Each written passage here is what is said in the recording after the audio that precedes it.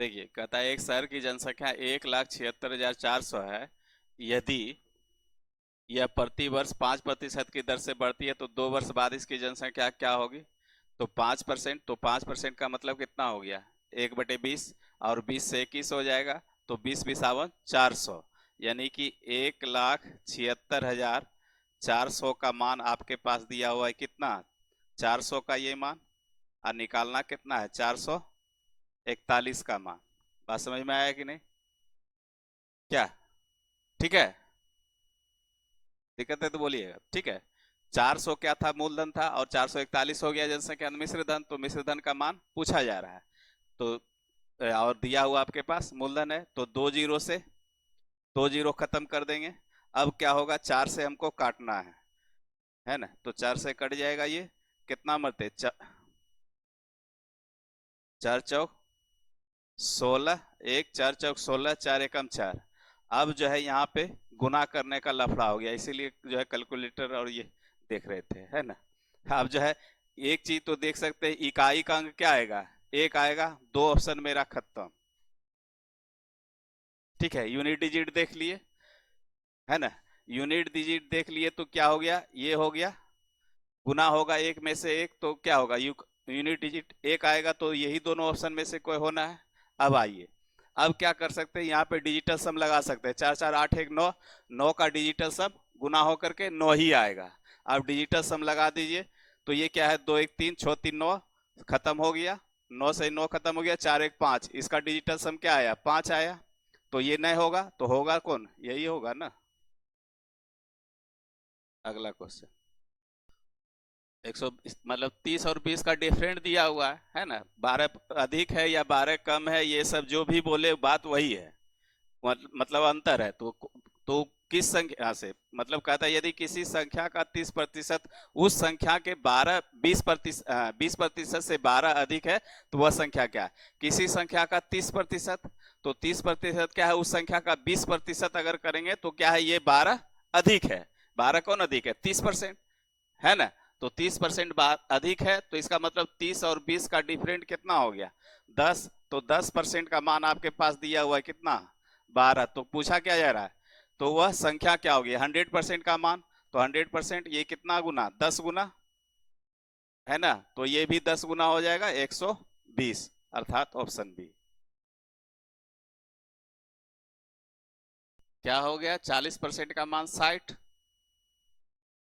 ठीक है, तो 0 से 0 कट गया, तो 6/4 आगुना 100 का हो जाएगा। 25 चौके 100, 25 छक 150। बस, इसमें कुछ है नहीं। तो कहता है कि वाई को परीक्षा में पास होने के लिए क्या 40% अंक प्राप्त करने होंगे। उसने क्या है? 20 अंक प्राप्त किए और 40 अंकों से विफल हो गया। तो परीक्षा के कुल अंक कितने थे? तो 20 अंक प्राप्त किया, और कितना से विफल हुआ? 40 अंक से। तो 40 अंक और मिल जाता तो क्या होता? वाई पास हो जाता। और पास का परसेंटेज मार्क्स कितना दिया हुआ है? 40%। तो 40% का मान हमारे पास क्या हो गया? 60। तो इसलिए पूछा क्या जा रहा है? टोटल पूर्णांक। तो 100% का मान, तो 100% का मान 60/40 आगुने 100।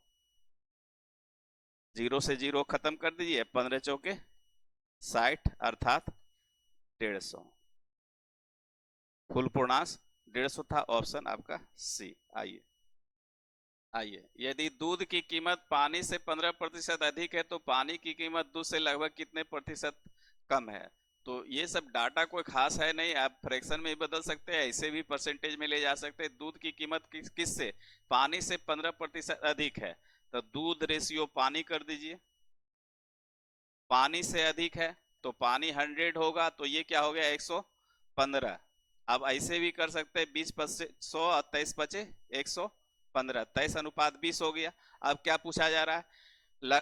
किसका? पानी की कीमत दूध से। किससे? दूध से। तो दूध नीचे कितने, लगभग कितने प्रतिशत कम? तो कमी कितना? 3 का आगुना 100। बस।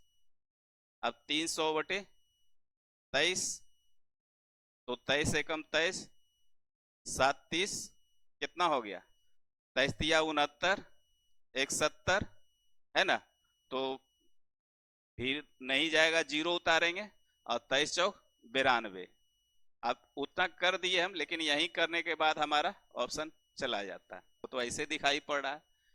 जब 198 55% है, तो अगर दूना भी कर देंगे तो क्या होगा, 380 होगा, लेकिन 55% है तो 380 से नीचे जाएगा। 380 से नीचे जाने का मतलब थोड़ा सा ये 5% अधिक था, तो ये 360 जाएगा। ठीक है। एक उम्मीदवार को परीक्षा पास करने के लिए 55% अंक प्राप्त करने होंगे। यदि उसने 120 अंक प्राप्त किए और 78 अंकों से विफल हो गया, तो 55% का मान दिया हुआ है 198, 120 प्लस 78 198, तो हमें चाहिए क्या, 100% का मान। ठीक है, तो 198 बटे 55 अगुने 100।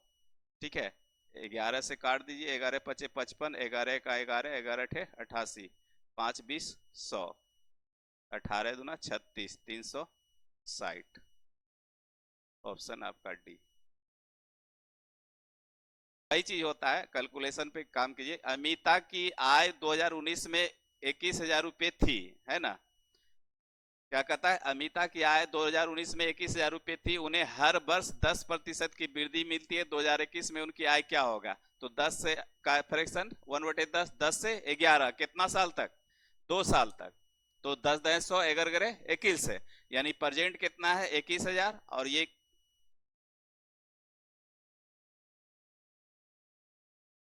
21,000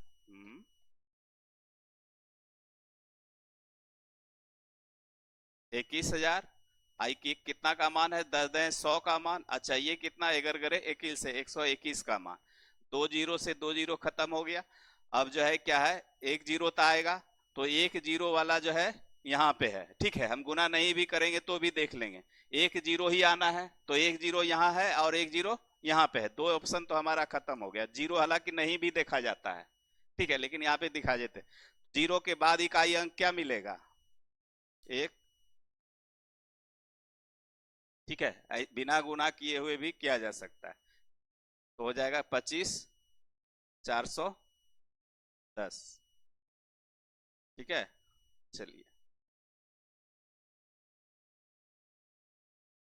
चलिए ये सब कर दीजिए, कोई दिक्कत नहीं है। 40% घटाई गई, डेविड की सैलरी पहले 40% घटाई गई और फिर 50% बढ़ाई गई। उसने अपनी प्रारंभिक सैलरी से कितना प्रतिशत खो दिया, तो ये सब मन में भी कर सकते हैं। 50 में से 40 चल जाएगा, 10 बचेगा। आप पंचों के 20 माइनस में आ जाएगा, तो 20 में फिर 10 चला जाएगा, तो कितना बचेगा, 10% का कमी। चलिए, गोले की त्रिज्या 10% घटा दी जाए दो, तो गोले का आयतन कितने प्रतिशत घटेगा। ध्यान दीजिएगा, 3D डायग्राम, 3D डायग्राम में बता दिए कि पावर 3 से घटे बढ़ेगा। चलिए घटा बढ़ा दीजिए। गोले की त्रिज्या कहता है 10% घटा दी जाए तो गोले का आयतन कितने प्रतिशत घटेगा। तो हमारा पहले क्या होगा, 10% का अगर फ्रैक्शन देखेंगे तो हमारे पास क्या आएगा, 1/10। 10 है ना, 10 से हो गया हमारा 9, 9/10, तो 10 का पावर 3, और बाद में क्या होगा, 9 का पावर 3। 10 दें 100 दें के 1000, और 9 नमा 81 नमा 729, कितना का कमी, 3। 100 इधर हो गया, और कितना 300 में 29 जाएगा तो कितना बचेगा, 29 30 20 50, यानी 50 10 60 10 70 और 1 71, 271। ठीक है, 271 का कमी कितने में, 1000 में। तो 100 में कितना का कमी, के अंक के बाद, एक अंक के बाद परसेंट, ऑप्शन डी। बस इतना ही, यहीं पे आपको क्यू खाली याद रखना था। हाँ वैसे भी होगा, 2 बार करना होगा उसमें। क्षेत्रफल है 2D डायग्राम, ये एक्स वाई से एक बार में बन जाएगा।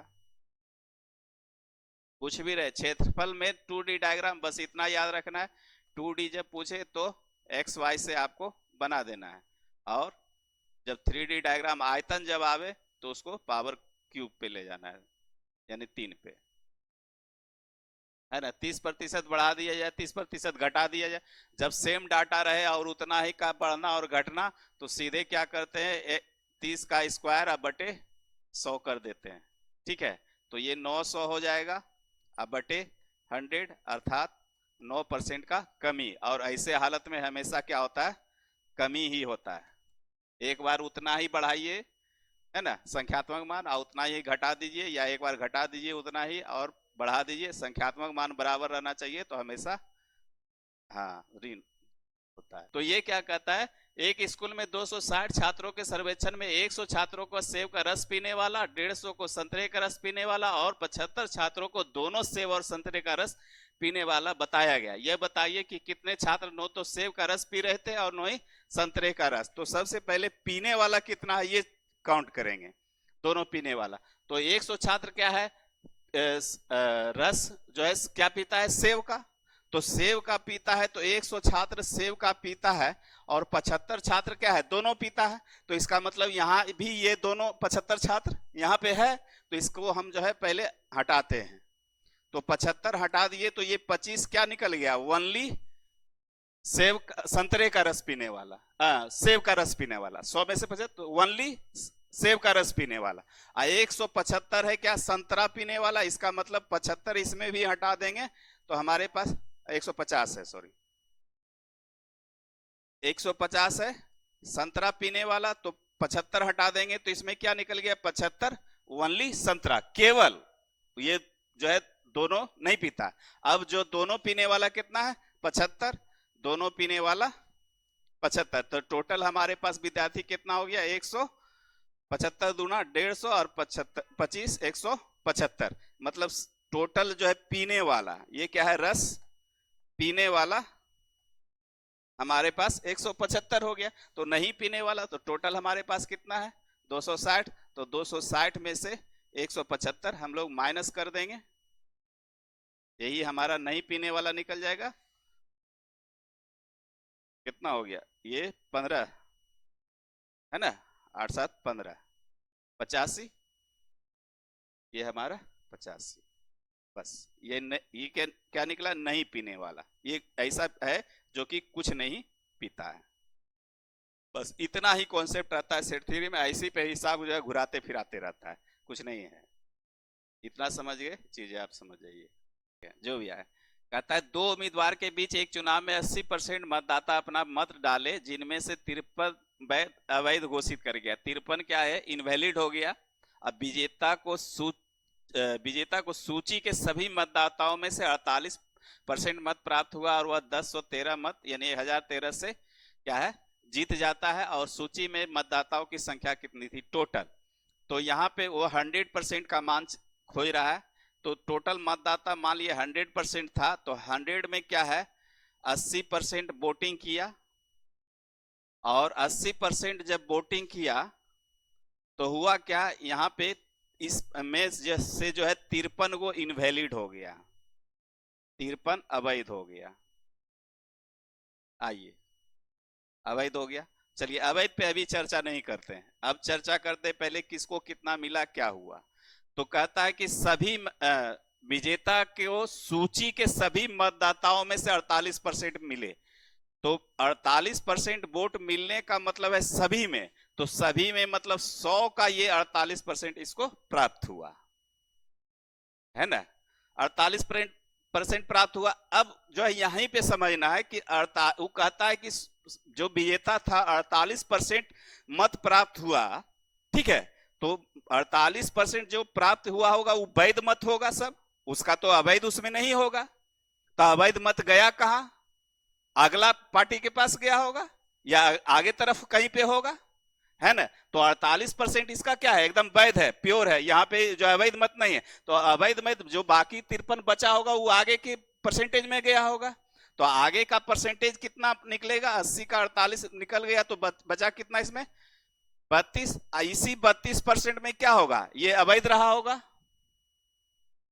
जो हारा होगा उसी का, दोनों का परसेंटेज इसी में है ना। 53 को जो है अवैध, और जो हारा होगा उसका मत कहां, यही 32% में है ना, इसी 32% में है ना, समझ रहे ना। कहने का मतलब 32% और 53 अवैध जो है इसी में जो है होगा। तो ये 53 हम इसमें 32% में से अगर 53 निकाल दे तो क्या बचेगा, जो हारने वाला है उसका मत बचेगा। बस इतना ही समझना यहां होता है। मतलब 48% ये जो प्राप्त किया इसमें अवैध मत नहीं है, इनवैलिड नहीं है। तो इनवैलिड कहां होगा, तो अगला 32% में होगा। तो 32% में से 53 को निकाल देंगे तो जो हारा वो जो है प्राप्त किया होगा। हाँ, वैध मत प्राप्त किया होगा। अब जो है इसका डिफरेंट निकाल दीजिए। तो 48 में से 32% निकलेगा तो कितना बचेगा, 16। 16% आई माइनस का प्लस हो जाएगा, क्योंकि अब क्या कर रहे हैं, इसमें और इसमें घटाव कर रहे हैं। देखिए, चलिए एक बार लिख देते हैं, चीजें अगर समझ में आए तो। अब डिफरेंट निकालेंगे तो 48%, अब माइनस क्या करेंगे, 32 माइनस 53, चूंकि ये परसेंटेज है और इसको भी परसेंटेज लिखना होगा। और ये डिफरेंट कितना था, 10-13 के, है ना। ये जीता हारा तो वही हुआ। तो ये 48 में से क्या हो जाएगा, 32% में ऐसे होगा, और ये क्या हो जाएगा प्लस में 53, अब बराबर 10-13, यही कर रहे थे हम। तो ये प्लस हो जाएगा, है ना। तो यहाँ पे हम लोग इसको डायरेक्ट लिख देते हैं क्या, तो 48 में से 32 गया 16%, और ये प्लस में आएगा तो इधर आकर के माइनस कर देते हैं। तो ये हमारे पास क्या बचेगा, 960। 16% का मान 960, तो पूछा क्या रहा है 100%, तो 100% का मान हम लोग निकाल देते हैं। 100% बराबर 960 गुना 100 बटे 16, 16 छक 96, 60 पे 2 जीरो है, क्या बोले,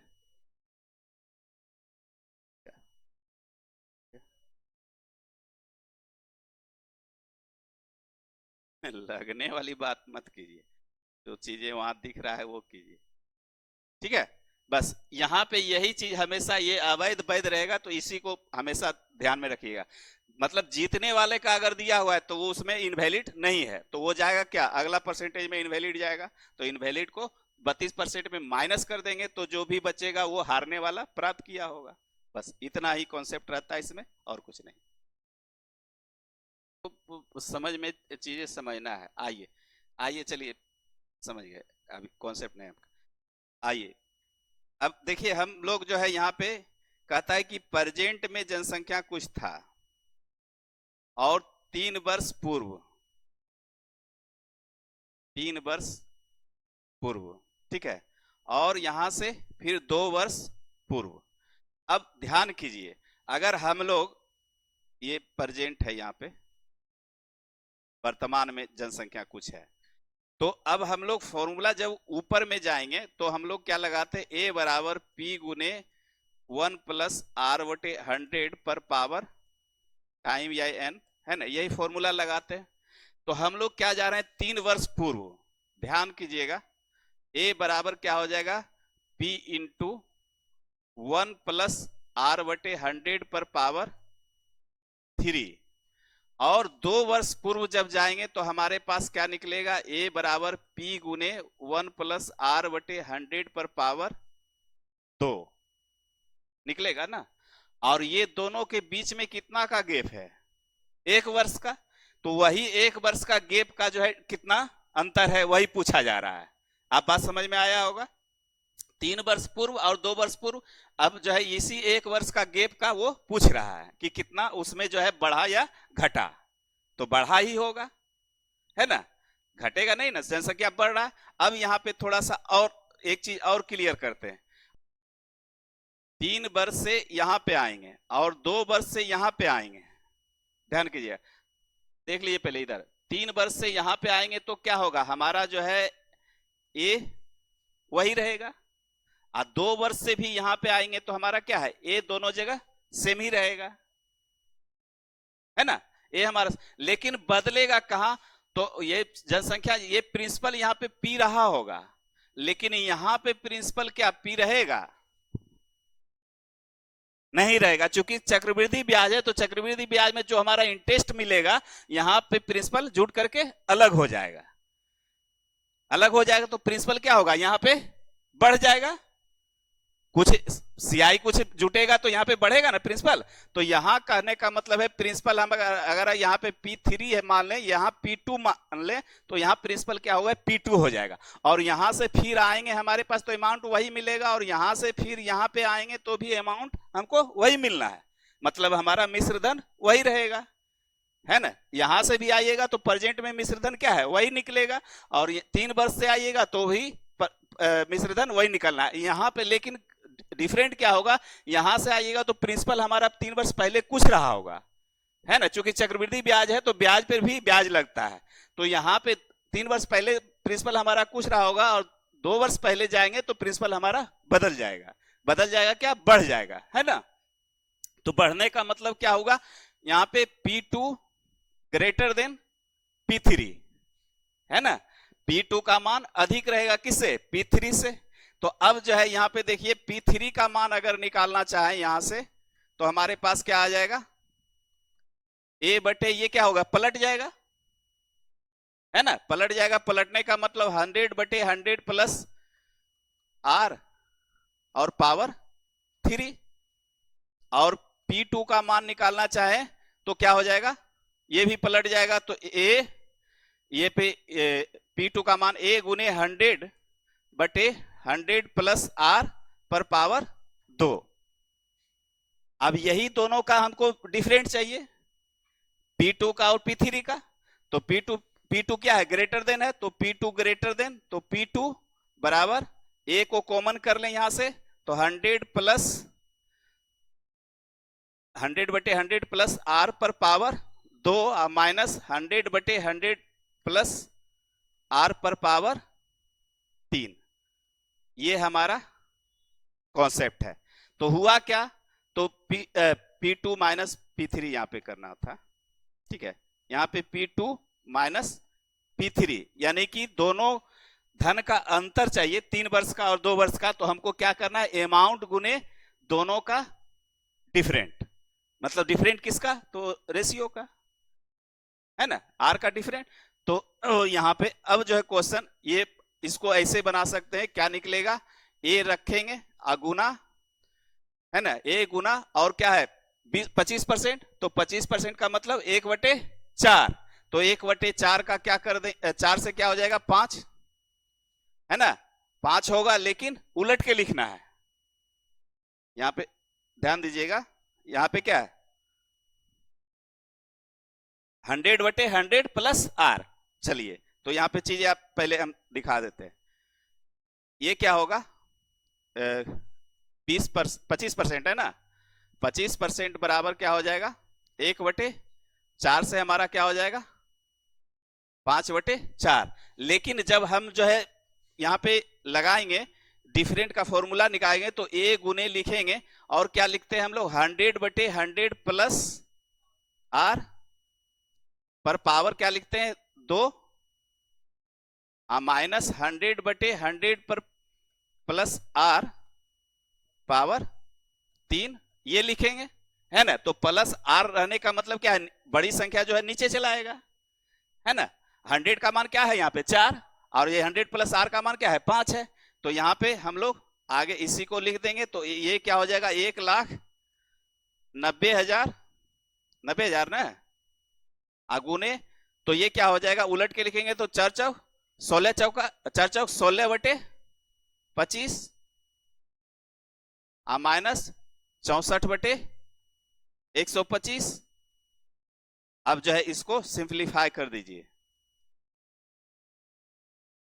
तो 125 एलसीएम 25/5 से 16/5 माइनस 64।